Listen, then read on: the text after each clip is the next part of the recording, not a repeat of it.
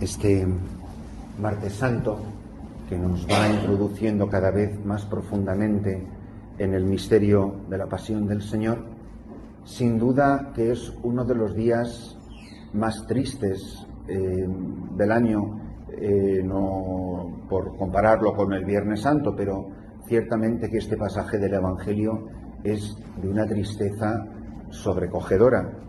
Pero hemos dicho, quizá lo que debería de dar el tono general al día que vamos a vivir hoy y todas estas fiestas que se nos acercan, es lo que hemos dicho en la oración colecta, que os la repito. Dice: Dios Todopoderoso y Eterno, concédenos participar de tal modo en las celebraciones de la pasión del Señor que merezcamos tu perdón. Es decir, que yo viva de tal manera estos días de Semana Santa, con tanta intensidad, esto es de lo que tiene capacidad la liturgia de hacer, que yo lo viva con tanta intensidad que quede reconciliado con Dios. O sea, una persona que viva bien estos días de Semana Santa, el fruto que quiere producir la Iglesia es que una persona quede reconciliado con Dios, que viva de tal manera el misterio de la Pascua de Jesús. Esto es lo que quiere producir, es la reconciliación de los hombres, de la oveja perdida que estaba alejada, del hijo pródigo que vuelve a casa. Esto es de lo que se trata, es la persona que cambia su vida. Si yo vivo en serio la liturgia, pues como estamos rezando los laudes y vísperas, los que rezamos otras horas de la liturgia, los que saboreamos la palabra de Dios y los misterios de cada Santa Misa, y vivimos ahora estos oficios que se acercan con verdadera intensidad de corazón, tratando de apartar de nosotros lo más posible todas las distracciones mundanas que se dan en estos días de vacaciones, es imposible que no quedemos más reconciliados con Dios, que merezcamos alcanzar tu perdón. Esto es lo que nos promete la liturgia, que es impresionante si no lo tomamos en serio. Pero os decía que es de los días más tristes del año, y en esto, fijaros que estamos en el contexto de la última cena, de lo que va a dar pie a nuestra Eucaristía. Dice que estando con ellos, dice lo primero, la primera frase: se turbó su espíritu. No es una cosa bonita, una persona que está angustiada, que está turbada. Se acercan los momentos más solemnes en los que el dolor va a ser más grande. Todavía no le han dado ni una bofetada, ni le han clavado un clavo, ni le han puesto una corona de espinas. Pero fijaros lo que dice de su interioridad: se turbó en su espíritu y dio testimonio diciendo, este es el comienzo: en verdad os digo, uno de vosotros me va a entregar. Está anunciando que de entre sus mejores amigos, de la gente más cercana a él, uno es un traidor, una persona que él ha llamado por su nombre, a ser uno de los 12 apóstoles, sobre los que va a edificar el nuevo pueblo de Dios, la Iglesia. Y ha convivido con ese traidor. ¿O es que de repente Jesús cayó del guindo esta mañana? No, sabía perfectamente, cuando estaba eligiendo a cada uno por su nombre, que entre ellos estaba eligiendo a un traidor y a un apóstata, uno que le negó, que iba a ser Pedro más adelante. Y dice que los discípulos se miraron unos a otros perplejos. Y nosotros miramos esto como diciendo, ¿pero cómo Judas pudo ser tan canalla? No, pero vamos a ver, no te he elegido a ti y a ti y a ti y a mí, sabiendo todas las traiciones que íbamos a cometer. ¿O es que de repente Jesús se dio cuenta que yo había pecado? No, cuando me llamó a la vida cristiana, me llamó sabiendo que le iba a traicionar. La perplejidad es la de los apóstoles, no la de Jesús. El sentimiento de los apóstoles, dice, es perplejidad, asombro. Pero ¿cómo va a haber un traidor entre nosotros? Es que ni siquiera entendían lo que estaba diciendo. El sentimiento de los apóstoles es de perplejidad y el de Jesús es de turbación. Son dos sentimientos muy diferentes. El que se ha turbado sabe la verdad y sabe que se acerca la hora de la verdad más amarga, que a la gente que yo he querido tanto, que he llamado por su nombre, que ha convivido conmigo, que conoce los secretos del reino, entre ellos uno me va a entregar a la muerte. Pero vamos a ver, ¿y quiénes somos nosotros? ¿Qué diferencia hay entre mí y Judas? He convivido con Jesús, he comido su Eucaristía, he sido redimido por él, he sido su amigo y miro el historial de mi vida, miro mi currículum y vamos, como para echarme de comer aparte. ¿De cómo es posible que a mí sacerdote, que a mí obispo, a mí religiosa, a mí cristiano comprometido en la Iglesia, a mí persona con tantas responsabilidades, tengáis o tengamos la vocación que tengamos? Me eligió sabiendo que yo iba a ser un traidor y que he sido un traidor muchísimas veces. Pero lo sorprendente es que ellos se asombren. Lo que asombra es su asombro. ¿Por qué? Porque ellos se creían incapaces de eso. Si alguien, cuando yo empecé mi vida sacerdotal, cuando yo empecé mi vida cristiana, o mi vida episcopal, o mi vida religiosa, o mi vida cristiana, la que sea, me iba a decir que yo iba a cometer todos los pecados que yo he cometido, no me lo hubiese creído. Ahora, quien sí se lo creía y lo sabía era el que me llamó por mi nombre. Si alguien me hubiera dicho, mira, cuando tengas 25 vas a hacer esto, cuando tengas 30 vas a hacer esto, cuando tengas 42 y medio vas a hacer esto. Yo, imposible. Pero es que eso es hasta hoy. ¿Y cuánto nos queda? Pues que de repente nos vamos a convertir todos en la Inmaculada Concepción. A lo mejor nuestras mayores traiciones están todavía por venir. Quiera Dios que no. Pero de eso se sentían y que os parece imposible. También lo pensaban ellos.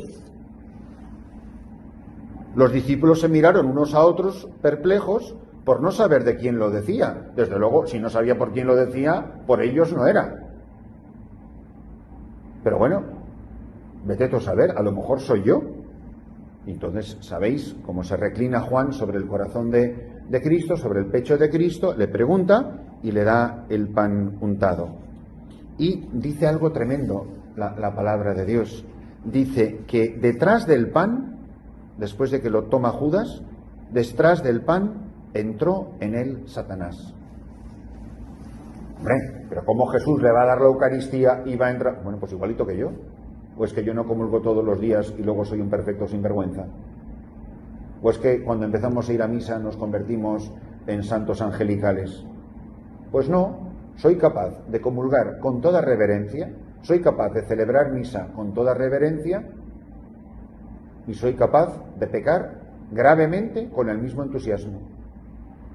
Y luego me arrepiento y luego pido perdón y sigo comulgando. Entró en él Satanás, como ha entrado tantas veces en nosotros, y a lo mejor hemos pecado gravemente un día que hemos comulgado por la mañana. Bueno, pues es tremendo, ¿no? ¿Cómo podemos estar tan cerca de las cosas santas, de las cosas sagradas, y traicionar a Jesucristo? Y nos parece imposible que nosotros podamos llegar a semejantes bajezas, porque no podría haber cosa más hipócrita que mirar a estos tipos y decir, jolín, es que son unos canallas, mira tú, de haber sido apóstol de Jesús y luego hacer lo que hicieron. Pero qué diferencia hay entre ellos y nosotros, pobrecitos, si todavía cuando ha pasado esto ni siquiera había resucitado Jesús, ni habían recibido el Espíritu Santo en Pentecostés. Mucho más grave es nuestro pecado, que sabemos que va a resucitar y toda la Pascua y 2000 años de historia de salvación y de vida de santos y todo lo demás. Estos pobres infelices no sabían la mitad de lo que sabemos nosotros. Si ni siquiera estaban muy seguros de lo que era la resurrección o si iba a resucitar de verdad. La prueba es que se asustaron, se escondieron, pero no estaban frotándose las manos porque decían quedan 48 horas para que resucite. Mucho más grave es lo que sabemos nosotros y lo que hacemos nosotros. Dice que entró tras de él Satanás y le dice, lo que tienes que hacer, hazlo pronto. Los comensales no entendían lo que iba a hacer, a lo que se refería.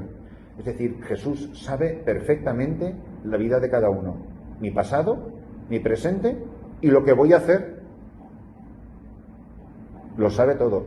Y sabiéndolo, me ama infinitamente, da la vida por mí, se entrega todos los días en la Eucaristía por mí, me ofrece su palabra y me sigue amando y sigue contando conmigo para la salvación del mundo. 2 evangelios seguidos donde se asocia a Judas a los pobres. Mirad, nunca ha habido tanta hipocresía en el mundo como a cuento de los pobres. Con el cuento de los pobres hemos dicho tantas tonterías en teología, en vida cristiana. Hay personas que se sienten tranquilísimas en su pecado, viviendo en total mediocridad, viviendo unas vidas indignas del cristiano, y encima se creen que son estupendos porque dan unas cuantas limosnas a los pobres.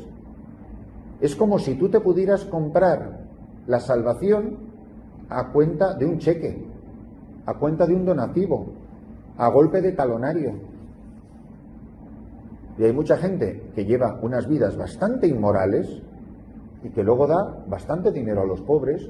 Pues Judas, que algo le daría a los pobres, pero dice que era un ladrón, lo decía ayer en el Evangelio. Y no era una persona cercana a Jesús, al contrario, le va a traicionar. Entonces, ¿qué me creo? ¿Que soy un gran cristiano porque ayudo a las misiones, porque ayudo a las ONGs, o porque doy a UNICEF, o no sé cuántas cosas más? ¿O todo soy un gran benefactor? ¿Cuántas veces se ha usado a los pobres para continuar llevando vidas muy inmorales y para no cambiar el corazón? Judas, después de tomar el pan, salió inmediatamente. Y fijaros esta expresión, dice, era de noche. ¿Qué demonio nos importa a nosotros qué hora era? Es que a San Juan tampoco le importa la hora que era.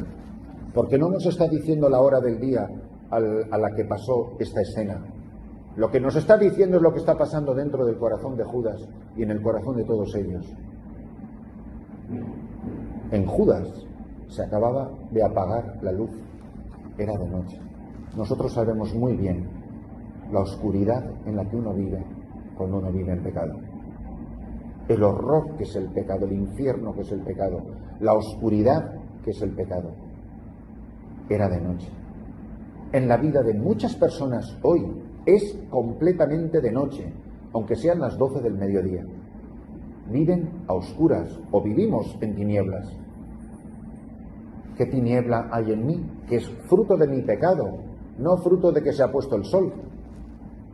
Igual que cuando Jesús muere en la cruz, sobreviene una terrible oscuridad. ¿Recordáis? Se nublaron los cielos. Porque es que acaba de morir la luz. En la vida, en el alma, en el corazón de este hombre, era completamente de noche. Era de noche, dice el apóstol. Cuando salió, dijo Jesús, ahora es glorificado el Hijo del Hombre. Me queda poco tiempo para estar con vosotros. Me buscaréis, pero lo que dije a los judíos os lo digo a vosotros ahora.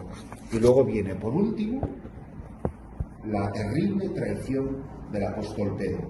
El fanfarrón que se apoya sobre sus propias fuerzas, que le dice, Señor, ¿a dónde vas? ¿Recordáis la famosa película Quo Vadis?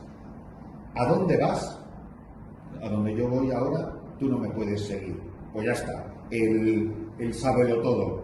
Señor, ¿cómo que no puedo seguirte ahora? Daré mi vida por ti. Mirad, los mismos que hemos cometido las más grandes atrocidades somos los que les hemos hecho a Jesús miles de promesas. Haced un recuento. Imaginaros que se pudiera hacer una lista telegráfica de todas las cosas que desde niños le hemos prometido a Jesús. De todos los buenos propósitos que hemos hecho al salir de una confesión. De todos en los ratos de oración que hemos hecho tantas promesas y resoluciones. ¿Cómo que no puedo seguirte? Daré mi vida por ti. Darás tu vida por mí. Pero fijaros que en medio de este horror que describe el Evangelio, Jesús habla de su glorificación. Y la glorificación de Jesús pasa por la traición, por la negación, por el abandono. Hay otros que es que ni siquiera se les menciona. ¿Dónde estaba Bartolomé en la pasión? ¿Tenéis alguna idea? Porque el Evangelio no dice ni mu. O sea que en el Calvario no estaba. En Getsemaní no se le menciona. Por el Vía Crucis tampoco es que estuviera ahí ofreciendo el hombro para ayudar a Jesús a llevar la cruz. brillaba por su ausencia, por lo menos en los textos sagrados. Entonces, la gloria de Jesús, la glorificación de cada uno de nosotros, la santificación de cada uno de nosotros, pasa por la traición de muchas personas. A ti nunca te ha traicionado nadie, nunca te ha negado nadie. Gente con la que has confiado, que han sido luego unos canallas. La gente que te ha hecho daño. ¿Cuántas veces nuestra glorificación, nuestra santificación pasa por el mal que nos hacen, por el mal que hemos sufrido? Precisamente cuanto más Jesús es negado, es rechazado, es vendido, es negado, cuanto más es glorificado. Todo esto es parte ya de la cruz. Jesús ya se está muriendo en la cruz desde este momento. La traición, la negación, todo este drama que está ocurriendo alrededor suyo, no son las 3 horas que colgó de un madero con 3 clavos. Ya ha empezado la cruz de Jesús. Por eso, que cada uno de nosotros se mire y no se desanime, no se desaliente. Cuando te pasen todas estas cosas terribles que a todos nos han pasado en la vida, que pienses que ya estás muriendo con Cristo en la cruz, ya estás participando de la Pascua, ya estás siendo glorificado. Nunca nos acercaremos más a Jesús que cuando hemos sufrido. O peor todavía, no cuando hemos sufrido, sino cuando nos han hecho sufrir, que eso sí que duele. Vamos a pedirle al Señor en la celebración de esta Eucaristía que nos ayude a contemplar sobrecogidos, con la misma perplejidad de cómo, que bien dice el Concilio Vaticano II en Gaudium et Spes, de que el hombre es capaz de lo mejor y de lo peor, porque todos hemos hecho extraordinarias cosas preciosas, y todos hemos comulgado y hemos recibido la palabra de Dios y nos hemos confesado y hemos hecho tantas cosas estupendas. ¿Cómo esa persona que es capaz de hacer esas cosas estupendas es capaz de hacer los desastres que hemos hecho? La misma persona, con las mismas manos, con la misma boca, con los mismos labios, con el mismo corazón. Soy capaz de lo mejor y de lo peor. Ese es el ser humano. No es que unos hombres hacen las cosas malas y otros hacen las cosas buenas. No, la misma persona. Con los mismos labios, con la misma mano, con el mismo corazón. Con el mismo corazón que he amado, he odiado. Vamos a pedirle al Señor que de verdad nos ayude a ponernos frente a frente al misterio de la pasión de Cristo. Que vivamos con la mirada contemplativa, verdaderamente rasgado el corazón, porque si vivo en serio esto, alcanzaré el perdón de mis pecados, naceré de nuevo, se renovará mi amor a Jesús, como hace Jesús con Simón Pedro a la orilla del lago. Contemplamos todo esto desde la perspectiva, desde la óptica de la Pascua, desde la óptica de Pentecostés. Nosotros sabemos qué va a pasar y nosotros sabemos que de la mayor humillación, del mayor desprecio, va a venir la mayor victoria. Quizá cuando nosotros nos sentimos lo más bajo, lo más gusano, lo más pobre, es de donde está naciendo algo nuevo. Cuando el grano de trigo cae en tierra y muere, se convierte en una especie de pasta babosa. Pero de ahí está germinando una espiga nueva. Esto es lo que va a pasar con nosotros. Que reconociendo el mal que hemos hecho y del que somos capaces y del que seremos capaces hasta el último aliento de nuestra vida, Dios quiere llevarnos a gran santidad y a renovar nuestra vida, a transformarla por el misterio de la Pascua.